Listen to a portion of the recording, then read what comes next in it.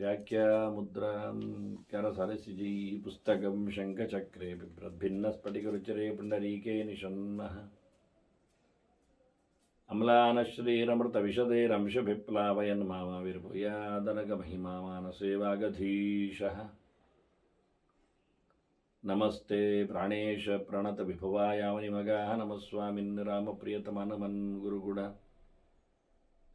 नमस्तुभ्यं भीमप्रबलतमकृष्णेष्टभगवन् नमः श्रीमन्मध्वप्रदिश सुदर्शन्नो जय जय श्रीगुरुभ्यो नमः नारायणं सुरगुरुं जगदेकनाथं भक्तप्रियं सकललोकनमस्कृतं च त्रैगुण्यवर्जितमजं विभुमाद्यमीशं वन्दे भवग्रम् अमरासुरसिद्धवन्द्यं नारायणं नमस्कृत्य नरं चैव नरोत्तमं देवीं सरस्वतीं व्यासं ततो ಜಯಮುದೀರಯೇ. ವೇದವ್ಯಾಸರ ಮಹಾಭಾರತದ ಚಿಂತಕರಿಗೆ ವಂದನೆಗಳು. ಶಾಂತಿ ಪರ್ವದ 518ನೆಯ ಪ್ರವಚನ.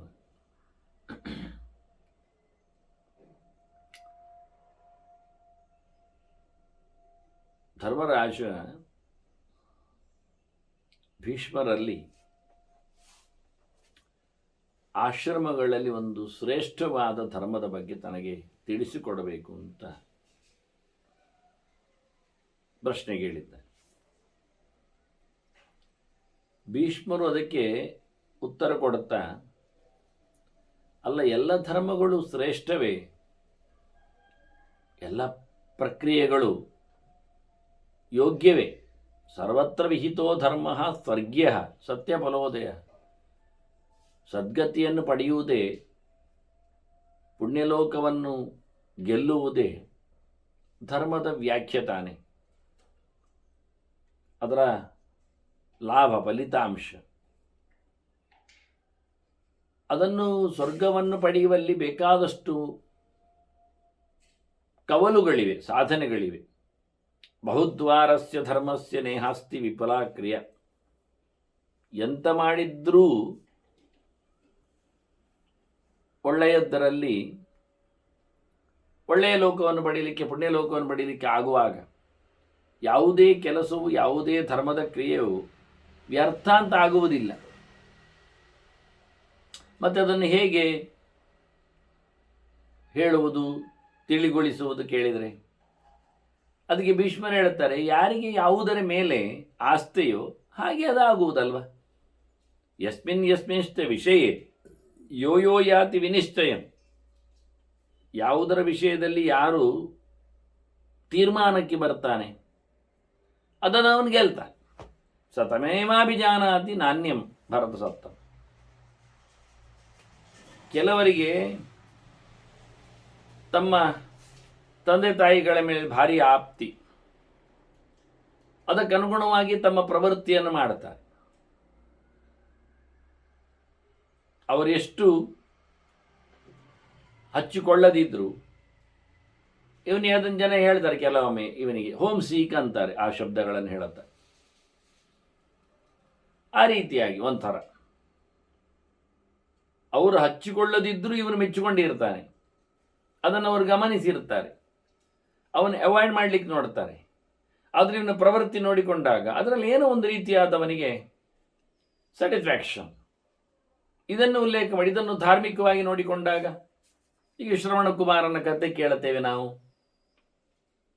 ಧರ್ಮವ್ಯಾಧನ ಕತೆ ಕೇಳಿದ್ದೇವೆ. ಹೀಗೆ ರಾಮಾಯಣ ಕಾಲದಲ್ಲಿ ಆಗಲಿ, ಭಾರತದ ಚಿಂತನೆಯಲ್ಲಿ ಆಗಲಿ, ಅಂದರೆ ಪುರಾಣ ಕಾಲದ ವ್ಯವಸ್ಥೆಯಲ್ಲಿ ಆಗಲಿ, ಹೀಗೆಲ್ಲ ಯಾರಿಗೆ ಯಾವುದರಲ್ಲಿ ಅತಿ ಶ್ರದ್ಧೆ ಇರ್ತದೆ, ಧರ್ಮದ ವ್ಯಾಖ್ಯೆಯನ್ನು ನೋಡಿರ್ತಾರೆ, ತಮ್ಮ ಅಭಿಪ್ರಾಯವನ್ನು ನಿರ್ಣಯಿಸಿಕೊಂಡಿರ್ತಾರೆ, ಅವರು ಯಾವ ಪ್ರಕಾರವಾದಂತಹ ಬೆನಿಫಿಟ್, ಲಾಭಗಳು ಬಂದಿರ್ತಾರೆ.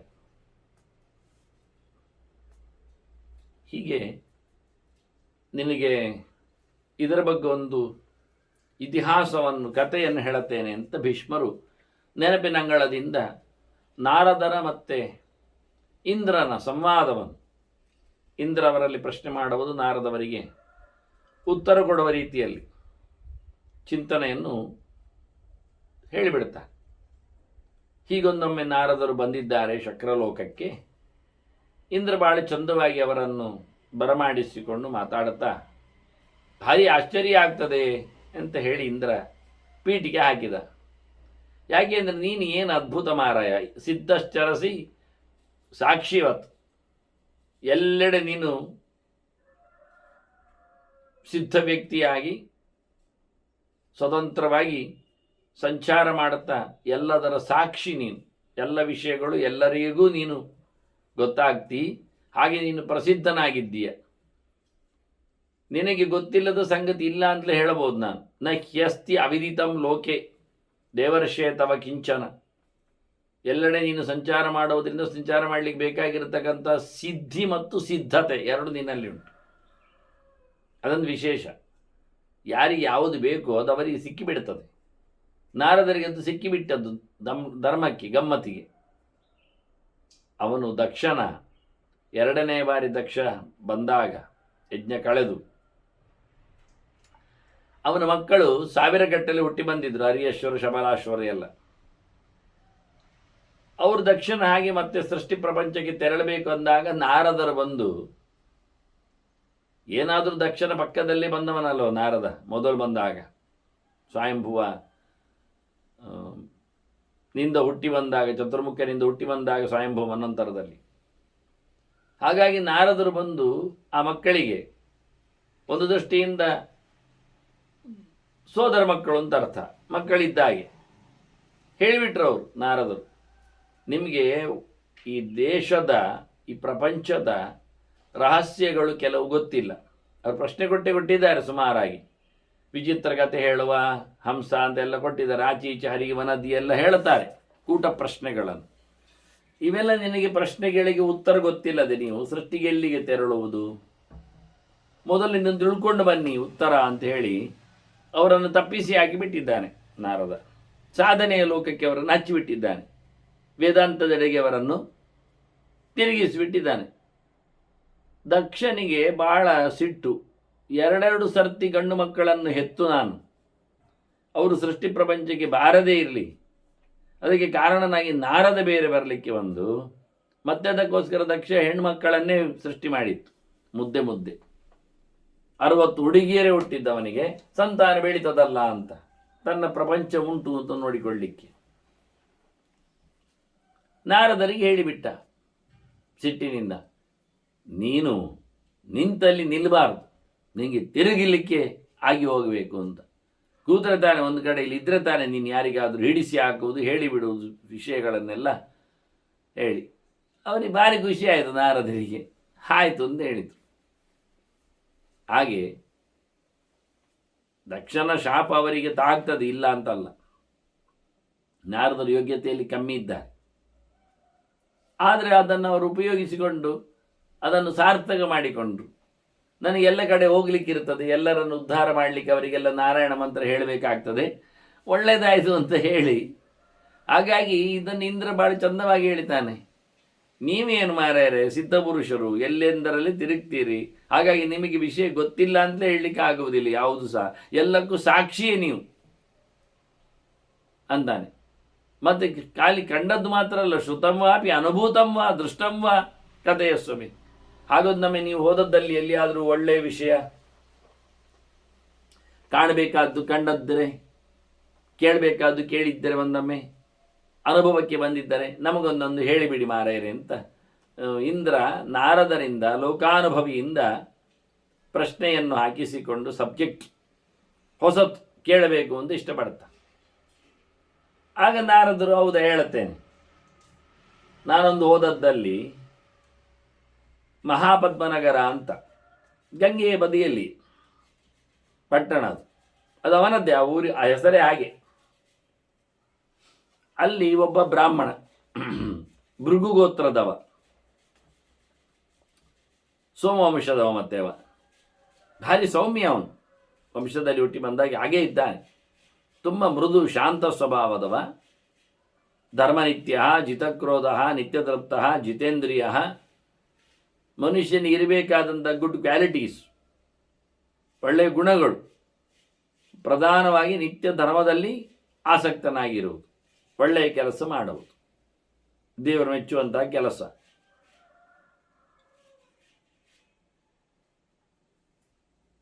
ಅದಕ್ಕೆ ಬೇಕಾದಾಗೆ ಅವನ ಕೈಯಲ್ಲಿ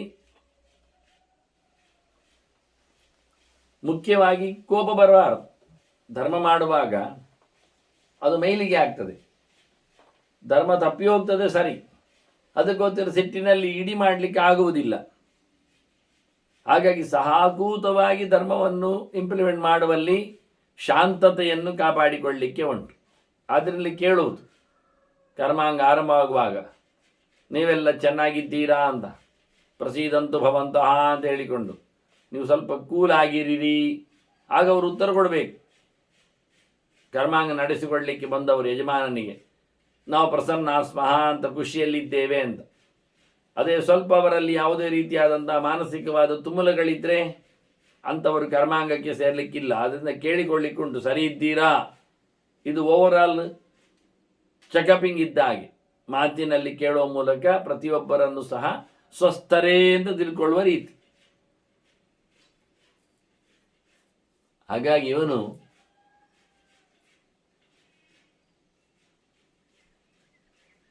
ಯಾವುದೇ ರೀತಿಯಾದ ಸಿಟ್ಟು, ತಳಮಳ, ಆಕ್ರೋಶ, ಆಟೋಟಾಪ ಇಲ್ಲದ ವ್ಯಕ್ತಿ ಇವ. ಆ ರೀತಿಯಾಗಿ ಧರ್ಮವನ್ನು ಮಾಡುವವ ನಿತ್ಯ ತೃಪ್ತ. ಮತ್ತೆ ಕೆಲವು ಧರ್ಮ ಮಾಡುವವರಿಗೂ ತೃಪ್ತಿ ಇರುವುದಿಲ್ಲ, ಆದರೆ ಇವನಿಗೆ ಹಾಗಲ್ಲ. ಭಗವಂತನ ಎಚ್ಚರ ಇರಲಿಕ್ಕೆ ಹೋಗಿ ಅವನು ಇದ್ದದ್ದರಲ್ಲಿ ಸಂತೋಷ ಪಡ್ತಾ ಇದ್ದಾನೆ. ಹಾಗಾಗಿ ತೃಪ್ತಿ ಬರಲಿಕ್ಕೆ ಮುಖ್ಯ ಕಾರಣ ಬಾಗಿಲು ಸಣ್ಣದು ಮಾಡಬೇಕು, ಮತ್ತು ಬಾಗಿಲು ಮುಚ್ಚುತ್ತಾ ಇರಬೇಕು, ಮತ್ತು ಬಾಗಿಲು ಕಮ್ಮಿ ಮಾಡಬೇಕು. ಇಷ್ಟೆಲ್ಲ ಅರ್ಥಗಳುಂಟು. ನಮ್ಮ ಬಾಗಿಲುಗಳು ಯಾವುದೊಂದು ಇಂದ್ರಿಯಗಳೇ ಬಾಗಿಲುಗಳು. ದೊಡ್ಡ ಬಾಗಿಲು ಬಾಯಿ, ಎಷ್ಟು ಹಾಕಿದ್ರೂ ತಿಂತದೆ, ಏನು ಹಾಕಿದ್ರೂ ಬೇಡ್ತದೆ.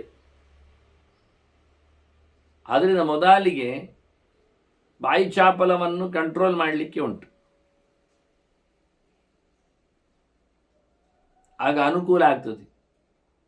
ನಮ್ಮದು ತಯಾರಿಕೆಗೆ ಗಂಟೆಗಟ್ಟಲೆ ಹೋಗ್ತದೆ. ಅದನ್ನು ಹೊರಗಿನಿಂದ ರೆಡಿ ಮಾಡಲಿಕ್ಕೆ ಎಷ್ಟೋ ಗಂಟೆಗಳು, ದಿನಗಳು ಸಾಯ್ತಾವೆ. ಹೀಗಾಗಿ ಅಷ್ಟು ಅಪವ್ಯಯಗಳು ಆದಾಗ ಅದನ್ನು ಮೊದಲಿಗೆ ಇಂದ್ರಿಯಗಳನ್ನೆಲ್ಲ ಬ್ಲಾಕ್ ಮಾಡಿಕೊಂಡ್ರೆ ತೃಪ್ತಿ ತನ್ನಷ್ಟಕ್ಕೆ ಬರ್ತದೆ. ಇಲ್ಲಾಂದ್ರೆ ಬಾಯಿ ತೆರೆದೇ ಇದ್ರೆ ಇನ್ನೂ ಬೇಕು ಕಾಣ್ತದೆ. ಹಾಗೆ ಎಲ್ಲ ಇಂದ್ರಿಯಗಳ ಕಥೆಗಳು. ಇವನು ಬಹಳ ಚಂದವಾದಂಥ ಇಂದ್ರಿಯ ನಿಗ್ರಹವುಳ್ಳವ, ದಮ ಸಂಪತ್ತಿನವ, ತಪಸ್ವಾಧ್ಯಾಯ ನಿರತಃ. ಯಾವಾಗಲೂ 3 ಪ್ರಕಾರದ ತಪಸ್ಸು ಮಾಡ್ತಾನೆ, ಶಾರೀರಿಕ, ವಾಚಿಕ ಮತ್ತು ಮಾನಸಿಕವಾದಂತಹ. ಅದರೊಟ್ಟಿಗೆ ಓದು, ಅಧ್ಯಯನ, ಕಲಿಕೆ, ಅದರಲ್ಲಿ ಆಸಕ್ತನಿದ್ದಾನೆ. ಸಾಮಾನ್ಯವಾಗಿ ಬದುಕಿನಲ್ಲಿ ತೃಪ್ತಿ ಇದ್ದವ ಓದಲಿಕ್ಕೆ ಹೋಗುವುದಿಲ್ಲ. ಮತ್ತೆ ಅದು ಎಷ್ಟು ಸ್ವಲ್ಪವೇ ಆಗಿರಲಿ, ಆಯ್ತಲ್ಲ ಅಂತೇಳಿ ಅಲ್ಲೇ ನಿಲ್ತಾನೆ ಅವನು. ಓದೇ ಆಯಿತು, ಇನ್ನು ಉಂಟು ಹೇಗೂ ದುಡ್ಡು ಕೈಯಲ್ಲಿ, ಅದೇ ಸಾಕಾಗತ್ತೆ ಅಂತೇಳಿ ಅಷ್ಟರಲ್ಲಿ. ಹಾಗಾಗಿ ಇವನು ಆಗಲ್ಲ.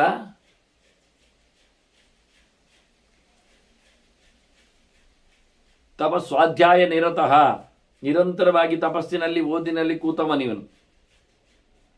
ಚೆನ್ನಾಗಿ ಆಸಕ್ತನು, ಅದನ್ನು ಶ್ರದ್ಧೆಯಿಂದ ಮಾಡ್ತಾ ಇದ್ದಾನೆ, ತಲೆ ಕೊಟ್ಟು ಕೆಲಸ ಮಾಡ್ತಾ ಇದ್ದೇನಿವ. ಹಾಗೆ ಸತ್ಯ ಸಜ್ಜನ ಸಮ್ಮತಃ, ಸತ್ಯವಾಕ್ಯದ ಪರಿಪಾಲನೆಯವ, ಪ್ರಾಮಾಣಿಕ, ಎಲ್ಲರಿಗೂ ಅತ್ಯಂತ ಒಳ್ಳೆಯವನು ಅಂತೇಳಿ ಹೆಸರು ಪಡೆದವ. ಸಜ್ಜನರಿಗೆ ಅಂತೂ ಖಂಡಿತವಾಗಿಯೂ ಯೋಗ್ಯನಾದಂತಹ ಒಬ್ಬ ಆದರ್ಶನಿದ್ದಾನೆ. ಮತ್ತು ಸಂಪತ್ತು ಅದು ಹೇಗೆ ಬರಬೇಕು, ಊಟಕ್ಕೆ, ಉಪಚಾರಕ್ಕೆ, ಬದುಕಲಿಕ್ಕೆ ಅಂದಾಗ ಅದು ಶುದ್ಧ ಮಾರ್ಗದಿಂದ ಬರಬೇಕಾಗ. ಯಾರೋ ಕೀಟಲೆ ಮಾಡುವ ಒಪ್ಪದ, ಅದು ಸರಿಯಾಗಿ ಮಾಡಲಾಗದ ಧರ್ಮಗಳಿಂದಾಗಿ ಬದುಕುವುದಲ್ಲ ವ್ಯಕ್ತಿ. ಹಾಗಾಗಿ ನ್ಯಾಯ ಆರ್ಜಿತವಾದ, ನ್ಯಾಯ ಪ್ರಾಪ್ತೇನ ವಿತ್ತೇನ ಸ್ವೇನ ಶೀಲೇನ ಚಾನ್ವಿತ, ಶುದ್ಧವಾದಂತಹ ಸ್ವಭಾವ, ನ್ಯಾಯ ಮಾರ್ಗದಿಂದ ಮಾಡಿದ ಸಂಪಾದನೆ,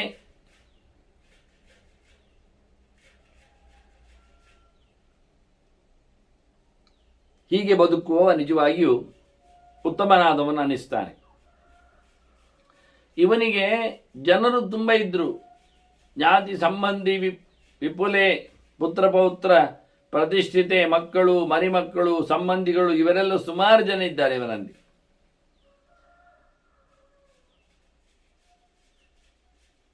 ಈ ರೀತಿಯಾಗಿ ಆ ಭೃಗುಗೋತ್ರದ ಬ್ರಾಹ್ಮಣ ದೊಡ್ಡ ವಂಶದಲ್ಲಿ ಕುಲೇ ಮಹತಿ ವಿಖ್ಯಾತೆ ವಿಶಿಷ್ಟ ಮೃತ್ಯುಮಾಸ್ಥಿತ, ಬಹಳ ವಿಶಿಷ್ಟವಾಗಿ ಎಲ್ಲರಿಗಿಂತ ಅತ್ಯಂತ ಪರಿಪಕ್ವವಾದ ಕರ್ಮಗಳನ್ನು ದೊಡ್ಡ ವಂಶದಲ್ಲಿ ಬಂದವನು ಇವನು ಮಾಡ್ತಾ ಇದ್ದಾನೆ. ನಿತ್ಯವಾಗಿಯೂ ಧರ್ಮಚರ್ಯೆಯಲ್ಲಿ ರತನಿದ್ದಾನೆ.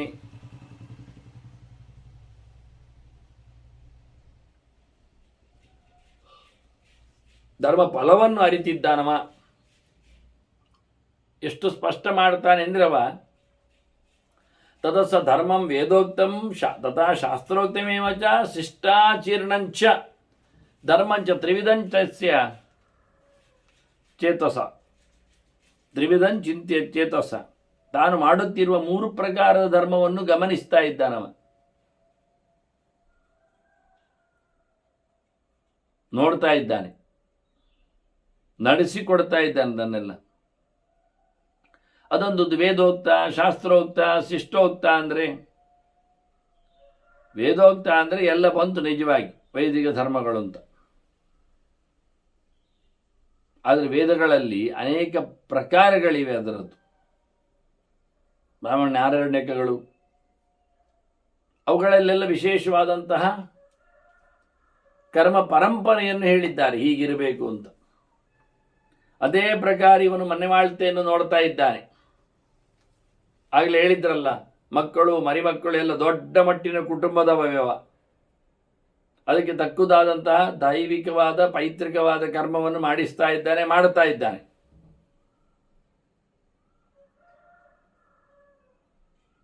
ಆ ರೀತಿಯಾಗಿ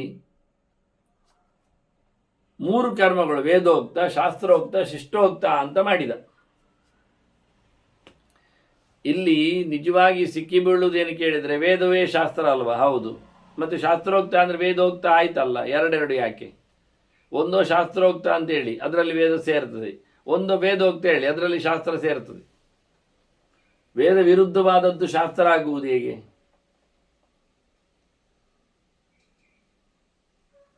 ವೇದವಿಲ್ಲದ್ದನ್ನು ಶಾಸ್ತ್ರ ಹೇಳುವುದೆಲ್ಲಿ? ಹಾಗಾಗಿ ಬಹಳ ಒಳ್ಳೆಯ ರೀತಿಯಿಂದ ಇವ ವೇದದಲ್ಲಿ ಹೇಳಿದಂತೆ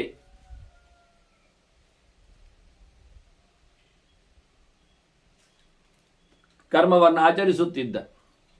ಆದರೆ ವೇದ ಶಬ್ದವನ್ನು ಬಹಳ ದೊಡ್ಡ ಮಟ್ಟಿನಲ್ಲಿ ಬಳಸ್ತಾರೆ. ಶಾಸ್ತ್ರ ಶಬ್ದದೆಡೆಗೆ ಅದು ಓಡ್ತದೆ, ನಮಗೆ ಅದು ಶಾಸನ ಮಾಡುವುದರಿಂದ. ಹೀಗಾಗಿ ಭಗವಂತನ ಬಗ್ಗೆ ಎಚ್ಚರವನ್ನು ಚಿಂತನೆ ಮಾಡಲಿಕ್ಕೆ ನಾವು ನೋಡಬೇಕು ಅಂದರೆ ಶಾಸ್ತ್ರ ಮ್ಯೋನಿಹಿ ಅಂತ ಹೇಳಿದರು.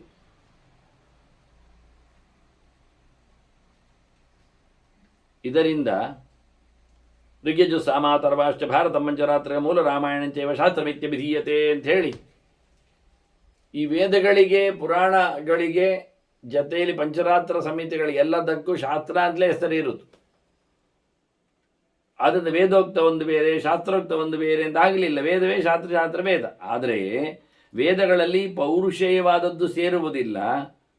ಅಪೌರುಷೇಯವಾದದ್ದನ್ನು ನಾವು ಹೇಳುತ್ತೇವೆ ಅಂತ ಮಾಡಿದರೆ ಪೌರುಷೇಯವಾದದ್ದನ್ನು ಶಾಸ್ತ್ರ ಶಬ್ದದಿಂದ ತರಲಿಕ್ಕೆ ಬರ್ತದೆ. ಋಗ್ಯಜೋ ಸಾಮಾತರ್ವಾಶ್ಚ ಭಾರತಂ ಮಂಜರಾತ್ರ ಮೂಲರಾಮಾಯಣಂಚೈವ ವೇದ ಇತ್ಯೇವ ಶಬ್ದಿತಾಃ ಎನ್ನುವ ಮಾತು ಬರ್ತದೆ. ಮತ್ತು ಇಲ್ಲಿ ಎಲ್ಲ ಶಾಸ್ತ್ರಗಳು ಹೇಳಲ್ಪಟ್ಟಂಥದ್ದು ವೇದೋಕ್ತ ಅಂತ ಅರ್ಥ ಮಾಡಿಕೊಂಡ್ರೆ ಪಂಚರಾತ್ರವು ಸೇರಿ, ಮಹಾಭಾರತ ಸೇರಿ, ಪುರಾಣಗಳು ಸೇರಿ, ಮೀಮಾಂಸಾ ಶಾಸ್ತ್ರಗಳನ್ನು ಇಟ್ಟುಕೊಂಡು ಅದನ್ನು ನಾವು ವೇದೋಕ್ತ ಅಂದುಬಿಟ್ರೆ ಶಾಸ್ತ್ರೋಕ್ತ ಎನ್ನುವುದಕ್ಕೆ ಮತ್ತೆ ವಾಸ್ತವವಾಗಿ ಏನು ಹೇಳಲಿಕ್ಕೆ ಉಂಟು? ವ್ಯತ್ಯಾಸ ಹೇಳಬೇಕಲ್ಲ. ಅದನ್ನು ಇಲ್ಲಿ ಮೊದಲಿಗೆ ಹೇಳುವಾಗ 3 ಧರ್ಮವನ್ನು ಮಾಡಿದ. ಈಗ ವೇದೋಕ್ತ ಅನ್ನುವಲ್ಲಿ ಪೌರುಷೇಯ ಅಪೌರುಷೇಯ ಮಾಡಿದರೆ ಶಾಸ್ತ್ರದಿಂದ ಅಪೌರುಷೇಯ ಮಾಡಲಿಕ್ಕೆ ಆಯಿತು. ಆದರೆ ವೇದ ಶಬ್ದಕ್ಕೇನೆ ನಾವು ಪೌರುಷೇಯ ಅಪೌರುಷೇಯ ಒಟ್ಟು ಮಾಡಿ ವೇದ ಶಬ್ದ ಪ್ರಯೋಗ ಮಾಡಿದ್ದೇವೆ.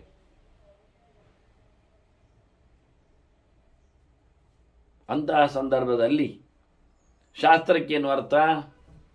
ನಮ್ಮನ್ನು ಶಾಸನ ಮಾಡುವವುಗಳು ಅಂತ ಹೇಳಿಕೊಂಡು ಋಷಿಮುನಿಗಳ ಮಾತುಗಳನ್ನು ಇಟ್ಟುಕೊಳ್ಬೇಕು. ಅವರು ವೇದ ಪುರಾಣಗಳಿಂದಲೇ ಹೇಳುವಂಥದ್ದು. ಆದ್ದರಿಂದ ಶಾಸ್ತ್ರ ಇಲ್ಲಿ ಶಬ್ದ ವಾಸ್ತವವಾಗಿ ಸ್ಮೃತಿಗಳು. ಸ್ಮೃತಿಗಳಿಗೆ ಒಂದು ತೊಂದರೆಯನ್ನು ಕೇಳಿದರೆ, ವೇದ ಉಪಲಬ್ಧಿ ಇಲ್ಲದಿದ್ದಾಗ ಸ್ಮೃತಿಗಳು ಎನ್ನತಕ್ಕಂಥ ಚಾಲ್ತಿ ಸ್ಮೃತಿಕಾಲದಲ್ಲಿತ್ತು.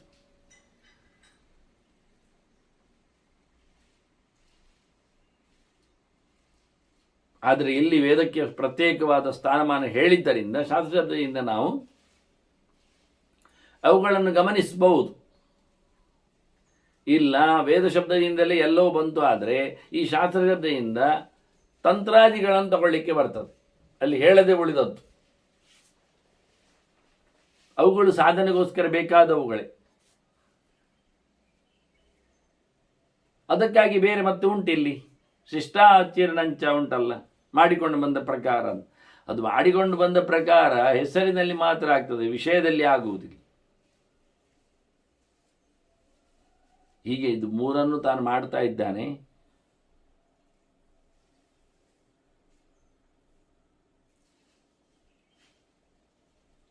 ಕರ್ಮ ಪ್ರಪಂಚದಲ್ಲಿ ಅಷ್ಟರ ಮಟ್ಟಿಗೆ ತೆರಳಿದ್ದಾನವ, ಪಸರಿಸಿದ್ದಾನೆ. ಇದು ಮೂರಕ್ಕೆ ಈಗ ಶಿಷ್ಟಾಚೀರ್ಣ ಅಂತ ಉಂಟಲ್ಲ, ಶಿಷ್ಟರಿದ್ದ ಕೈಗೊಂಡದ್ದನ್ನು ಕೆಲಸ ಮಾಡ್ತಾ ಇದ್ದಾನೆ ಈ ಬ್ರಾಹ್ಮಣ ಅಂತ.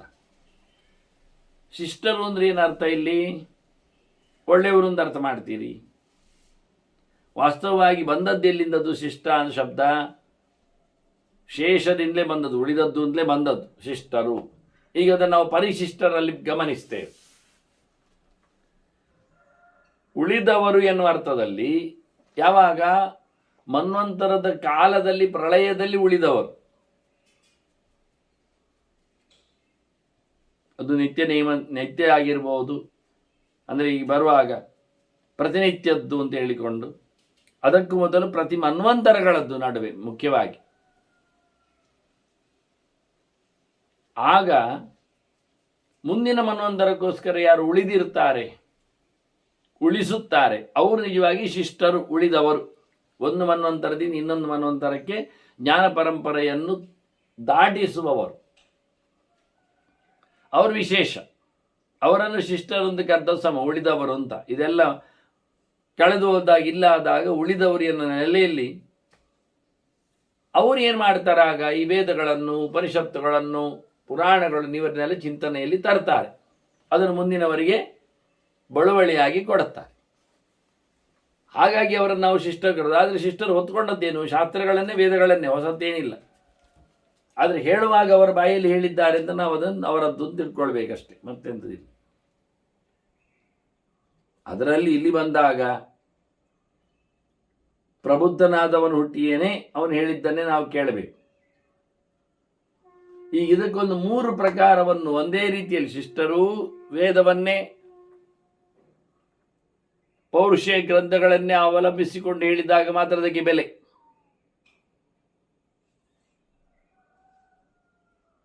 ಇದು ಮೂರನ್ನು ಉಲ್ಲೇಖ ಮಾಡುವಾಗ ಮೂರು ಧರ್ಮಗಳು ಅಂತ ಹೇಳಲಿಕ್ಕೆ ಬರ್ತದೆ. ಒಂದು ಸನಾತನವಾದ ಧರ್ಮಗಳು, ವೇದೋಕ್ತವಾದದ್ದು, ಅದು ಎಂದೂ ಬದಲಾಗುವುದಿಲ್ಲ, ಬದಲಾಗಬಾರದು, ಬದಲಾಗದ್ದೇ ಧರ್ಮ ಅದು. ಇನ್ನೊಂದು ಶಾಸನ ಮಾಡುವಂಥದ್ದು ಸಮಾಜದಲ್ಲಿ, ಅದರಿಂದ ಶಾಸ್ತ್ರೋಕ್ತವಾದ ಧರ್ಮ, ಅದು ಸಾಮಾಜಿಕ ಧರ್ಮ, ಸಂಘ ಸಂಸ್ಥೆಗಳ ಧರ್ಮ. ಅಲ್ಲಿ ಅವರು ಶಾಸನ ಮಾಡಿದಾಗೆ ಅದು ಬದಲಾಗ್ತಾ ಇರ್ತದೆ, ರಾಜಶಾಸನದಂತೆ. ಮೂರನೇದು ಶಿಷ್ಟಾಚಾರ ಅನ್ನುವಂಥದ್ದು ಅವನ ವೈಯಕ್ತಿಕವಾದದ್ದು, ಅದು ಹೊರಗಿನಿಂದ ಇಲ್ಲ, ಅವನಿಗೆ ಸಂಬಂಧಪಟ್ಟಂತೆ ಮಾತ್ರ. ಹೀಗೆ ಮೂರು ಪ್ರಕಾರದಿಂದ ಧರ್ಮವನ್ನು ಆಚರಿಸಿದ್ದನ್ನು ಇಲ್ಲಿ ಅವ ಹೇಳಿಕೊಂಡ. ಮುಖ್ಯವಾದಂತಹ ಪ್ರಭೇದಗಳನ್ನು ಆ ರೀತಿಯಾಗಿ ತಿಳಿದು ಕೆಲಸಗಳನ್ನು ಚೆನ್ನಾಗಿ ಮಾಡ್ತಿದ್ದವ. ಇಷ್ಟು ಮಾಡಿ ಅವನಿಗೊಂದು ಯೋಚನೆಗಳು. ಕಿನ್ನು ಸ್ಯಾತ್ ಶುಭಂ ಕೃತ್ವ ಕಿಂಕೃತಂ ಕಿಂ ಪರಾಯಣಂ. ನಾನು ಯಾವುದನ್ನು ದೊಡ್ಡದನ್ನು ಮಾಡಿ ಇಲ್ಲಿಂದ ಬಿಡುಗಡೆಯನ್ನು ಪಡೆಯುತ್ತೇನೆ, ನನಗೆ ಒಳ್ಳೆಯದಾಗಬೇಕು.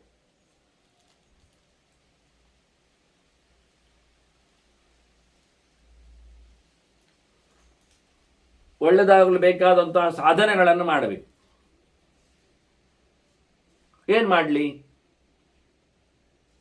ಶಾಸ್ತ್ರೀಯವಾಗಿ ಮಾಡಲಿಯಾ, ವೈದಿಕವಾಗಿಯಾ, ಅಥವಾ ಶಾಸ್ತ್ರೀಯವಾಗಿಯಾ, ಅಥವಾ ಶಿಷ್ಟಾಚಾರದ್ದೊಂದು ಮಾಡಲಿಯಾ? ನನಗೆಲ್ಲ ಯೋಚನೆಗಳು ಬಂದಿವೆ, ಎಂತ ಮಾಡಿದರೆ ನನಗೆ ಒಳ್ಳೆಯದಾಗ್ತದೆ ಅಂತ ಅವನ ಪ್ರಶ್ನೆ. ಇತ್ಯೇವಂ ಚಿಂತೆಯ ನಿತ್ಯಂ ನಚಯಾದ ವಿನಿಶ್ಚಯಂ. ಪ್ರತಿನಿತ್ಯವನ ಯೋಚನೆಯ ಹೊರತು ಅವನಿಗೆ ಕನ್ಕ್ಲೂಷನ್ ಇರಲಿಲ್ಲ.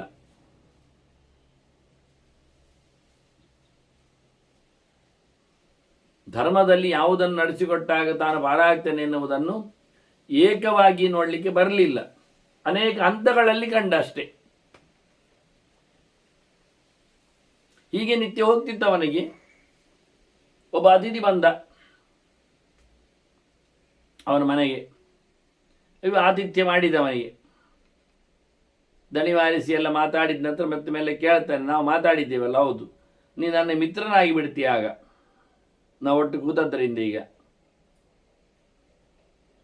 ನನಗೆ ಸಂಶಯ ಉಂಟು.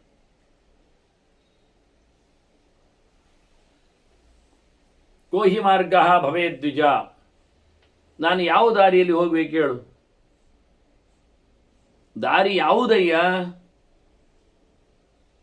ಯಾಕೆ ಹಾಗೆ ಕೇಳ್ತೀಯ? ಏನು ವಿಷಯ? ನನಗೆ ನನ್ನನ್ನು ನೋಡಬೇಕು ಅಂತ ನನಗೆ ಆಸೆ. ನನ್ನೊಳಗಿನ ಭಗವಂತನ ನಾನು ಕಾಣಬೇಕು, ಎಲ್ಲರೊಳಗಿನ ದೇವರನ್ನು ನಾನು ಗುರುತಿಸಬೇಕು. ಅದು ನನ್ನ ಸಾಧನೆ ಆಗಬೇಕು. ಅಹಂ ಆತ್ಮಾನಂ ಆಸ್ಥಾಯ ಏಕೇವಾತ್ಮನಿ ಸ್ಥಿತಂ ದ್ರಷ್ಟುಮಿಚ್ಛನ್. ಒಬ್ಬನೇ ಎಲ್ಲರಲ್ಲಿದ್ದಾನಲ್ಲ, ಅಂತರ್ಯಾಮಿಯಾದವ, ಅವನನ್ನು ಕಾಣಬೇಕು ಅಂತ ನನಗೆ ಆಸೆ. ನ ಪಶ್ಯಾಮಿ ಬದ್ಧ ಸಾಧಾರಣೇ ಗುಣೈ. ನನಗೆ ಅಷ್ಟು ಸುಲಭದಲ್ಲಿ ಎಲ್ಲ ಕಳಚಿ ಹೋಗಿ ಬಿಚ್ಚಿ ಹೋಗಿ ಓಡಿ ಹೋಗಿ ಆಗುವುದಿಲ್ಲ ಮಾಡಲಿಕ್ಕೆ.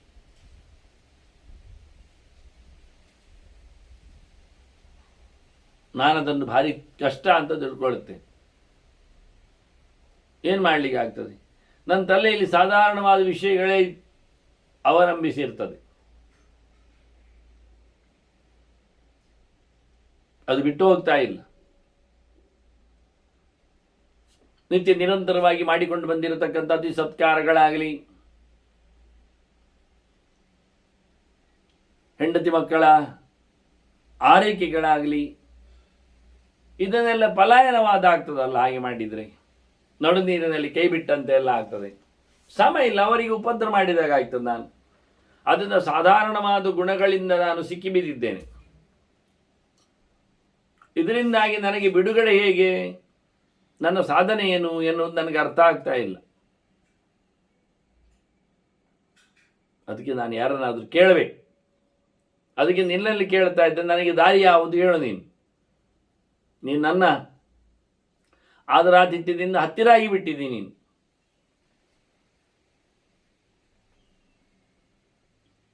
ಅದು ತಡ ಉಂಟು, ನೋಡುವ. ಈಗಲೇ ಯಾಕೆ ಪ್ರಶ್ನೆ? ಹಾಗೇನಿಲ್ಲ ಅಂತಾನೆ ಬ್ರಾಹ್ಮಣ. ಯಾಕೆಂದ್ರೆ ಯಾವತ್ತು ಆಯುಷ್ಯ ಹೋಗ್ತದೆ ಗೊತ್ತುಂಟ? ಮುಖ್ಯವಾಗಿ ಯಾರಿಗಾದರೂ. ಅದರಿಂದ ಯಾವದೇತತ್ ಅತೀತಮ್ಮೆ ವಯಃ ಪುತ್ರ ಫಲಾಶ್ರಿತಂ. ನಾನು ಮಕ್ಕಳನ್ನು ಪಡೆದು ಮನೆಯನ್ನು ನೋಡಿ ಇಲ್ಲಿ ಪರಿಸ್ಥಿತಿಗೆ ನಾನು ತಲೆಕೊಟ್ಟು ಈಗ ನಾನು ಹೊರಟೋಗುವ ಕಲಿಯುವ ದಾರಿ ತಪ್ಪಿದೆ ನನಗೆ. ಏನು ಮಾಡಲಿ? ನನ್ನ ವಯಸ್ಸು ಕಳೆದೋಯ್ತು.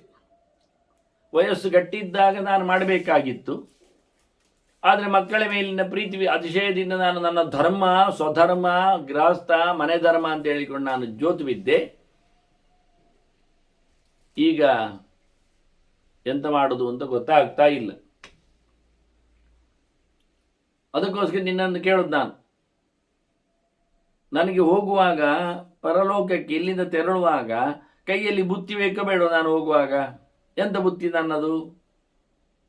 ತಾವದಿಚ್ಛಾಮಿ ಪಾತೇ ಮಾದಾತುಂ ಪಾರಲೌಕಿಕಂ. ಮುಂದಿನ ಜನ್ಮದಲ್ಲಿ, ಮುಂದಿನ ಪಯಣದಲ್ಲಿ, ಮುಂದಿನ ಲೋಕಕ್ಕಾಗಿ ತೆರಳಿಕೆ ಬೇಕಾಗಿರತಕ್ಕಂಥ ಬುತ್ತಿ ಗಂಟು ನನಗೆ ತಯಾರಾಗಬೇಕೀಗ. ನನಗಿಂತಹ ತೊಂದರೆಯಲ್ಲಿದ್ದಂತಹ ಈ ಎಲ್ಲ ವ್ಯಕ್ತಿಗಳ ನಡುವೆ ನಾನು ಈ ಸಂಸಾರದ ನೀರರಾಶಿಯನ್ನು ದಾಟುವುದು ಹೇಗೆ? ಇಲ್ಲಿ ಬೇಕಾದಂತಹ ಒಂದು ದೋಣಿ ಯಾರು ಕೊಡ್ತಾರೆ ನನಗೆ? ಮುಖ್ಯವಾಗಿ ಕೇಳ್ತಾನವ, ಕುತೋ ಧರ್ಮಮಯ ಪ್ಲವ, ಧರ್ಮಬದ್ಧವಾದಂಥ ದೋಣಿ ಎಲ್ಲಿ ಸಿಗ್ತದೆ? ಯಾವುದು ಮಾಡಿದರೆ ಆಗ್ತದೆ? ಏನು ನಡೆಸಬೇಕು ನಾನು? ಲೋಕದಲ್ಲಿ ಎಲ್ಲ ನೋಡು ಮಾರಾಯ. ಒಮ್ಮೆ ಹೇಳಿದರೆ ಲೋಕದಲ್ಲಿ ನೋಡಿ ಆಯ್ತು, ಎಲ್ಲ ಪೆಟ್ಟು ತಿಂದವರೇ ಕಾಣೋದು. ಸಮಯ ಇಲ್ಲ, ಅವ್ರು ಮಾಡಿದ್ದು ನೋಡಿ ಮಾಡಲಿಕ್ಕೆ ಆಗುವುದಿಲ್ಲ. ಕಷ್ಟವಾಗುವುದಾಗಿ ಸಂಯುಜ್ಯಮಾನಾನಿ ನಿಶಾಮ್ಯ ಲೋಕೆ, ಇಲ್ಲೆಲ್ಲ ಎಲ್ಲರೂ ಸಿಕ್ಕಿ ಹಾಕಿಬಿಟ್ಟಿದ್ದಾರೆ. ಅದನ್ನೇ ಅವರು ನಡೆಸಿಕೊಡುವುದು, ಅದರಲ್ಲಿ ಅವರಿಗೆ ತಾತ್ಪರ್ಯ. ಈ ರೀತಿಯಾಗಿ ಲೋಕವನ್ನು ನೋಡಿಕೊಂಡಾಗ ಪ್ರವೃತ್ತಿಯ ಧರ್ಮ ಹೆಚ್ಚಳವಾಗಿದೆ, ನಿರ್ಭಯವಾಗಿರುತ್ತದೆ. ಇನ್ನೊಂದು ಕಡೆ ನೋಡಿದರೆ ಅವರೆಲ್ಲ ಬಿಟ್ಟು ಹೋಗುವವರೇ ಕಾಣ್ತಾ ಇದ್ದಾರೆ. ನಿರ್ಯಾತ್ಯಮಾನಾನಿ ಚ ಸಾತ್ವಿಕಾನಿ, ಒಳ್ಳೆಯವರ ಪ್ರವೃತ್ತಿಗಳಲ್ಲಿ ಎಲ್ಲ ಬಿಡುಗಡೆಯದ್ದೇ ದಾರಿ ಕಾಣುವುದು. ಇಂಥ ಸಂದರ್ಭದಲ್ಲಿ ಮಾಡುವುದಾದ್ರೂ ಏನನ್ನು? ಅದನ್ನು ನೋಡಿ ನನಗೆ ಹೆದರಿಕೆ ಆಗಿದೆ, ಹೇಸಿಗೆ ಆಗಿದೆ. ಮಾಡುವುದೆಂತ ನೋಡಿದರೆ ಎಲ್ಲ ಮಾಡುವವರೆಲ್ಲ ತೋರಿಸಬೇಕು ಅಂತಲೇ ಮಾಡುವುದು. ಇದು ಅತ್ಯಂತ ಹೇಸಿಗೆ. ದುಷ್ಟವಾದ ಧರ್ಮಧ್ವಜ ಕೇತುಮಾಲಾಂ, ಯಾವ ಕಡೆಯಲ್ಲಿ ನೋಡಿದರೂ ತಾನು ಧರ್ಮ ಆತ್ಮ ಇದ್ದೇನೆ ಅನ್ನುವುದಾಗಿಯೇ ಅವನದ್ದು ಎಲ್ಲ ಕಡೆಯಲ್ಲಿಯೂ ಬ್ರ್ಯಾಂಡ್ ಆಗುವುದು. ಮೇಲೆ ಹಾರಾಡುವಂಥದ್ದು ಧ್ವಜ, ಸುತ್ತ ಹಾರಾಡುವಂಥದ್ದು ಕೇತು. ಅದೆಲ್ಲ ಕ್ರಮ ಉಂಟು, ಪತಾಕೆ ಅಂತ ಅರ್ಥ.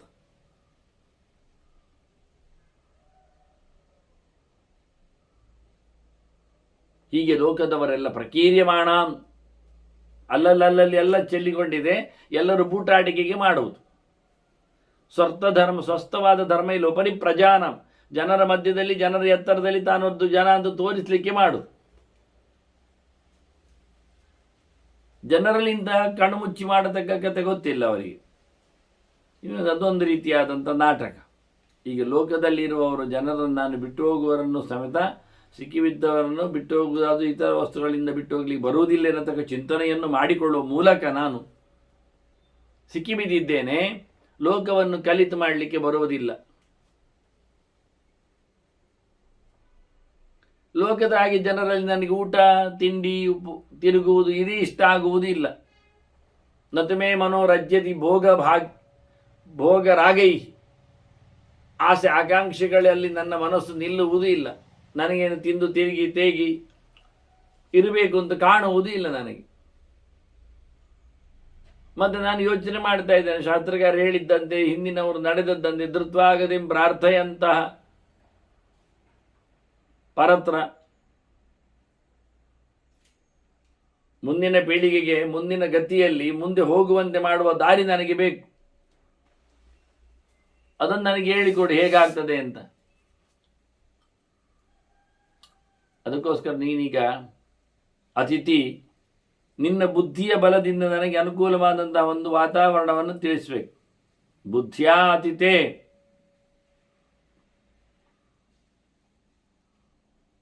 ತೇನಾತಿಥೇ ಬುದ್ಧಿ ಬಲಾತ್ರ ಬಲಾಶ್ರಯೇಣ, ನೀನು ನಿನ್ನ ಬುದ್ಧಿ ಬಲದಲ್ಲಿ ನನಗಿದ್ದಕ್ಕೊಂದು ನಿರ್ಣಯವನ್ನು ಕೊಡಬೇಕು. ಧರ್ಮೇಣ ಧರ್ಮೇ ವಿನಿಯುಂಕ್ಷ ಮಾಂತ್ವಂ, ಒಳ್ಳೆಯಾದಂಥ ಧರ್ಮದ ಪ್ರವಚನ ಮಾಡಿ ನನ್ನನ್ನು ನನಗೆ ಅನುಕೂಲಕರವಾದ ಧರ್ಮದಲ್ಲಿ ತೊಡಗಿಸುವ ಕೆಲಸ ಮಾಡಲಿಕ್ಕೆ ಉಂಟು ನೀನು.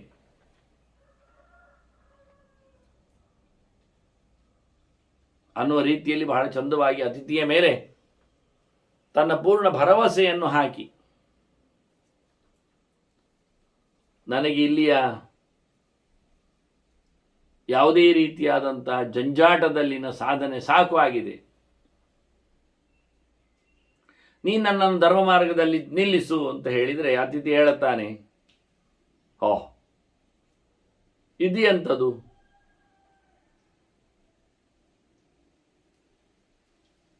ಯೋಚನೆ ಮಾಡಿದ. ವಿಚಿತ್ರ ಅನಿಸಿತು ಅವನಿಗೆ. ಅವ ಹೇಳ್ತಾನೆ,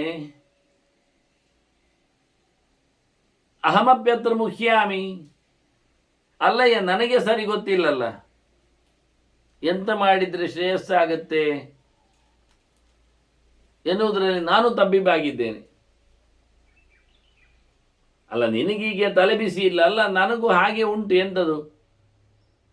ಮಮಾಪ್ಯೇಷ ಮನೋರಥ, ನನಗೂ ಹಾಗೆ ಉಂಟು. ಒಂದು ಶುದ್ಧವಾದ ದಾರಿಯನ್ನು ಅನುಸರಿಸಿ ಹೋಗಬೇಕು ಅಂತ ನನಗೂ ಉಂಟು.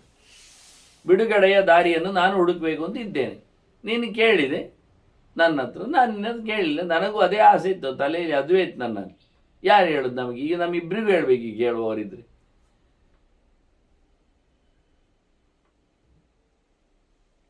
ನನಗೆ ಗೊತ್ತಿಲ್ಲ ಅಂದ. ನನಗೆ ಆ ಪ್ರಕಾರವಾಗಿ ನಜ ಸನ್ನಿಕ್ಷಯಂ ಯಾಮಿ ಬಹುದ್ವಾರೆ ತ್ರಿವಿಷ್ಟ, ಸ್ವರ್ಗವನ್ನು ಎಷ್ಟೋ ಪ್ರಕಾರದಲ್ಲಿ ಗೆಲ್ಲಲಿಕ್ಕೆ ಬರುವುದರಿಂದ ನನಗೆ ಅದರಲ್ಲಿ ಇದರಲ್ಲಿ ಅಂತ ಗ್ಯಾರಂಟಿ ಮಾಡಲಿಕ್ಕೆ ಬರುವುದಿಲ್ಲ.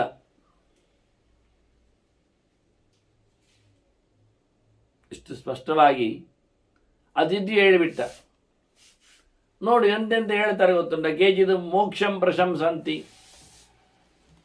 ಕೆಲವರಿಗೆ ಬಿಡುಗಡೆಗೆ ಪ್ರಧಾನ ಹೇಳಿಕೊಂಡು ಎಲ್ಲವನ್ನು ಬಿಡಿ ಅಂತಲೇ ಹೇಳ್ತಾರೆ, ಮೋಕ್ಷವೇ ಪ್ರಧಾನ ಅಂತ ಹೇಳ್ತಾರೆ. ನೀನು ಈಗಾಗಲೇ ಹೇಳಿದ್ದೆ ಮೋಕ್ಷ ಪ್ರಧಾನ ಅಂತ ಆದರೂ ನಾನು ಮನೆ ಮಂದಿಯನ್ನೆಲ್ಲ ಅರ್ಧ ದಾರಿಯಲ್ಲಿ ಬಿಟ್ಟು ಹೋದಾಗೆ ಆಗುವುದಿಲ್ವಾ?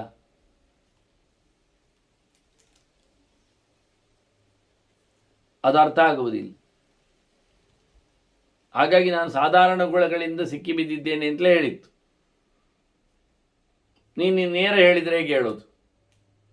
ಹೌದು, ಸಾಧನೆಗಳ ವ್ಯವಸ್ಥೆ ಆಗಿ ಕೆಲವರು ಎಲ್ಲವನ್ನು ಬಿಟ್ಟಿರಬೇಕು ಅಂತ ಬಯಸ್ತಾರೆ. ಇನ್ನು ಕೆಲವರು ವಿಶೇಷವಾಗಿ ಯಜ್ಞಫಲವನ್ನು ಮಾಡಬೇಕು ಅಂತಾರೆ. ಯಜ್ಞಫಲದಿಂದ ಸಾಧನೆ ಆಗುವಂಥದ್ದು. ಯಜ್ಞ ಮಾಡಿ ಬಹು ಪ್ರಕಾರದ ಯಜ್ಞಗಳನ್ನು ಮಾಡ್ತಾ ಮಾಡ್ತಾ ಮಾಡ್ತಾ ಇರಿ, ಯಜಮಾನನ ಮೇಲಕ್ಕೆ ಕಳಿಸ್ತಾರೆ ಅವರು. ಆಗ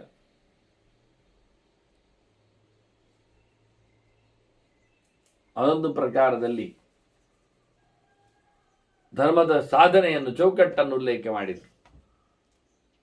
ಮತ್ತೆ ಕೆಲವರು ಹೇಳ್ತಾನೆ, ಅತಿಥಿ ಬಂದವ ಅದೇ ಪ್ರಕಾರ ಅಲ್ಲ, ಎಷ್ಟು ಪ್ರಕಾರ ಉಂಟು. ಕೆಲವರು ಗಾರಸ್ಥ್ಯವನ್ನೇ ದೊಡ್ಡದು ಮಾಡೋದಿಲ್ವ, ಮನೆ ಮಾಳ್ತೆಯಲ್ಲಿ ಅವರು ಇಡೀ ಸೇವೆ ಮಾಡ್ತಾ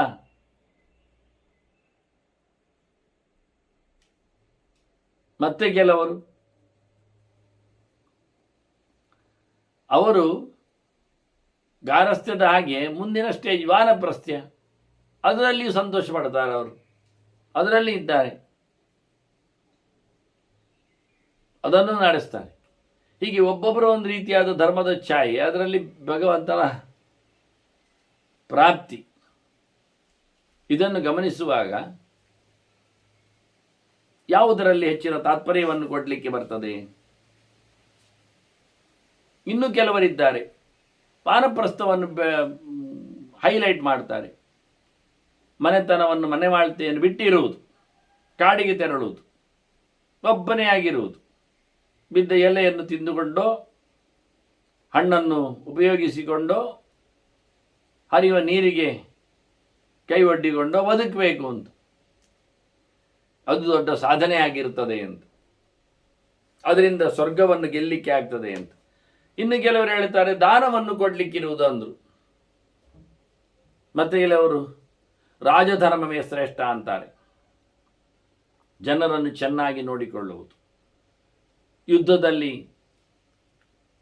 ತನ್ನನ್ನು ಅರ್ಪಣೆ ಮಾಡಿಕೊಳ್ಳುವುದು, ವೀರ ಸ್ವರ್ಗ ಅನ್ನಲಿಕ್ಕೆ. ಇನ್ನು ಗುರು ಶುಶ್ರೂಷೆ ಮಾಡಿ ಎಲ್ಲವನ್ನು ಗೆಲ್ಲಿಕ್ಕೆ ಆಗ್ತದೆ ಅಂತಾರೆ. ಹಿರಿಯರ ಮಾತನ್ನು ಕೇಳುವುದು, ಗುರುಗಳ ಸೇವೆಯನ್ನು ಮಾಡುತ್ತಾ ಸಿದ್ಧಿಯನ್ನು ಪಡೆಯುವ ರೀತಿ.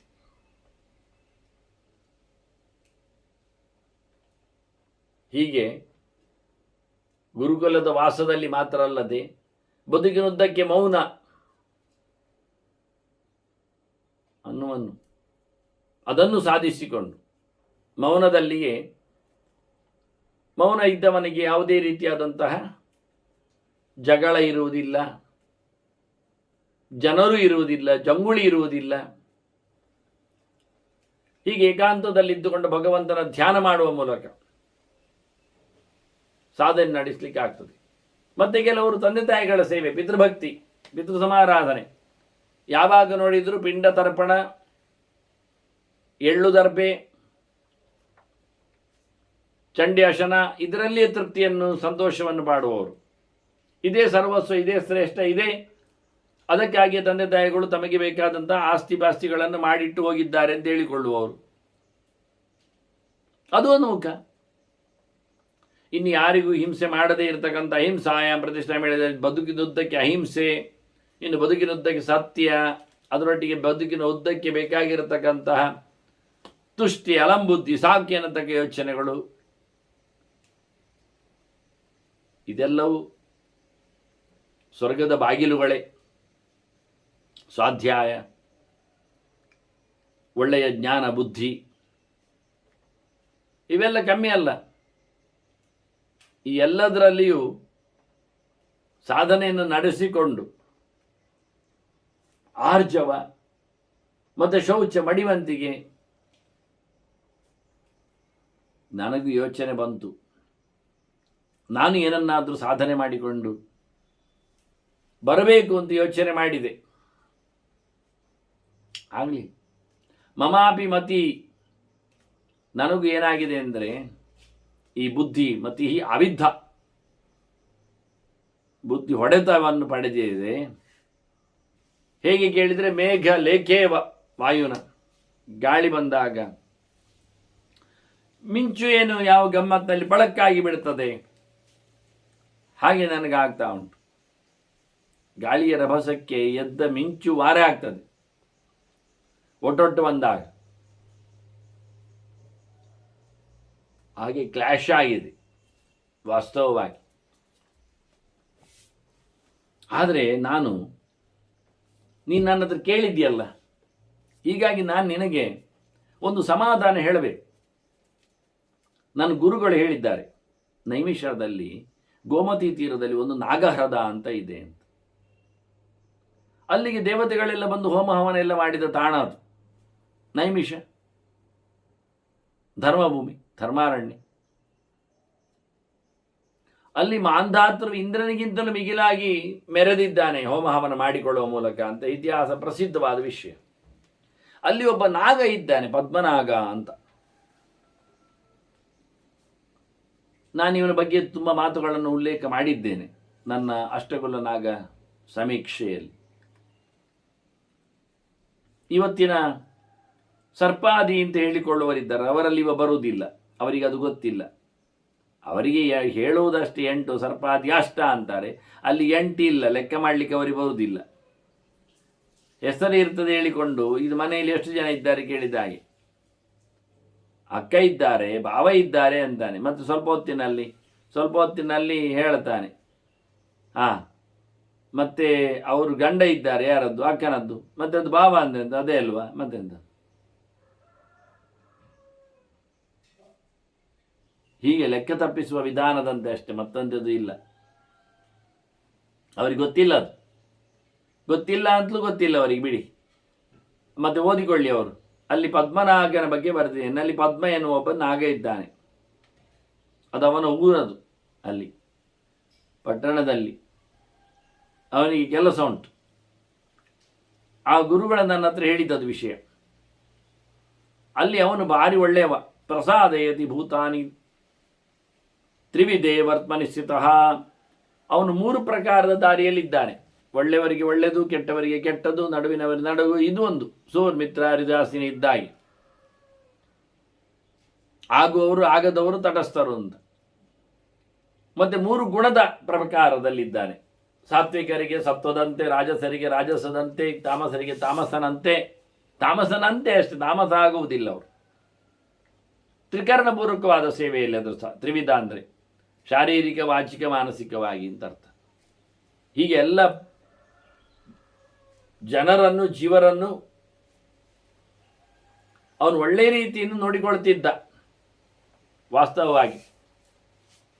ಅವನ ಕೈಯಲ್ಲಿ ಚತುರ್ವಿಧ ಉಪಾಯವಿತ್ತು, ಸಾಮದಾನ ಭೇದ ದಂಡ. ಆದರೆ ಬಳಸುವುದು ಹೇಗೆ ಅವನು? ವಿಷಮಸ್ತಂ ಸಮಸ್ತಂ ವಾ ಚಕ್ಷು ಧ್ಯಾನೇನ ರಕ್ಷತಿ. ಅವನು ಕಣ್ಣಲ್ಲಿ ನೋಡಿಯೇ ಅವರನ್ನು ಚೆಂದ ಮಾಡ್ತಿದ್ದ. ಬೊಳೆದು ಕಣ್ಣಲ್ಲಿ ನೋಡುವುದು, ರೂಟು ಕಣ್ಣಲ್ಲಿ ಗಮನಿಸುವುದು, ಕೆಂಪು ಕಣ್ಣಲ್ಲಿ ವೀಕ್ಷಣೆಗೈದಾಗ ಆಗ ಜನರು ಅರ್ಥ ಮಾಡಿಕೊಳ್ತಿದ್ರು. ಹಾಗೆ ದೇವರ ಪರಿಚಾರಕರ ವೃತ್ತಾಂತ ಅಲ್ಲಿ. ಸತೇ ಪರಮಕಂ ಧರ್ಮಂ ನಮಿತ್ಯ ದರ್ಶಯಿಷ್ಯತೆ. ಅವನು ನಿಮಗೆ ನಿಜವಾಗಿ ಒಳ್ಳೆ ಧರ್ಮವನ್ನು ಹೇಳ್ತಾನೆ, ಸುಳ್ಳು ಹೇಳಲಿಕ್ಕಿಲ್ಲ, ತಪ್ಪು ಹೇಳಲಿಕ್ಕಿಲ್ಲ. ಯಾಕೆ? ಒಳ್ಳೆಯವ, ತುಂಬ ಒಳ್ಳೆಯವ, ಪ್ರಕೃತಿಯ ನಿತ್ಯ ಸಲಿಲ. ಅವನೊಂದು ನೀರಿನ ಹಾಗೆ ಟ್ರಾನ್ಸ್ಪರೆಂಟ್, ಶುದ್ಧ, ಎಲ್ಲರಿಗೂ ಬೇಕಾದವ. ನೀರಿನಂತ ಹೇಳಿದರೆ ಎಲ್ಲರಿಗೂ ಬೇಕು ಅಂತ ಅರ್ಥ. ಹಾಗೆ ಒಳ್ಳೆ ಕುಲ, ಸ್ವಚ್ಛವಾದ ಕುಲದ ವಂಶದಲ್ಲಿ ಬಂದವ, ನೀರಿನಾಗೆ ಸ್ವಚ್ಛ ಇದ್ದಾನೆ. ಕೆಸರು ಬಿದ್ದರೂ ನೀರು ಹಾಳಾಗುವುದಲ್ಲಲ್ಲ, ಕೆಸರಿನಿಂದಲ್ವ ಅದು ಅಡ್ಡಿ ಆದದ್ದು. ಅದನ್ನು ನೀರಿನಾಗೆ ಸ್ವಚ್ಛನಿದ್ದಾನೆ, ಮಾಧುರ್ಯ ಅದೆಲ್ಲ ಕಥೆ ಹೇಳ್ತಾರಲ್ಲ. ಎಲ್ಲರಿಗೂ ಬೇಕಾದವನಾಗಿ ಸಿಹಿಯಾಗಿ ಇದ್ದಾನೆ. ಅವನು ಇದಕ್ಕೆ ಸಂಬಂಧಪಟ್ಟಂತೆ ಹೇಳುವ ರೀತಿಯಲ್ಲಿ ಅವನು ಮತ್ತೆ ಬಹಳ ಸ್ವಚ್ಛ ಮಾತ್ರ ಅಲ್ಲ, ಯಾವಾಗಲೂ ಅಧ್ಯಯನೇ ರಥ, ನಿತ್ಯಂ ಅಧ್ಯಯನೇ ರಥ, ಅಧ್ಯಯನ ಮಾಡ್ತಾ ಇರ್ತಾನೆ. ನಿಂತ ನೀರಲ್ಲ, ಅದು ಹರಿಯುವ ನೀರಿನ ನೆನೆಯಂತೆ. ಯಾವಾಗಲೂ ಹೊಸದಾಗಿ ಚಿಂತನೆ ಮಾಡ್ತಾ ಇರುವವ,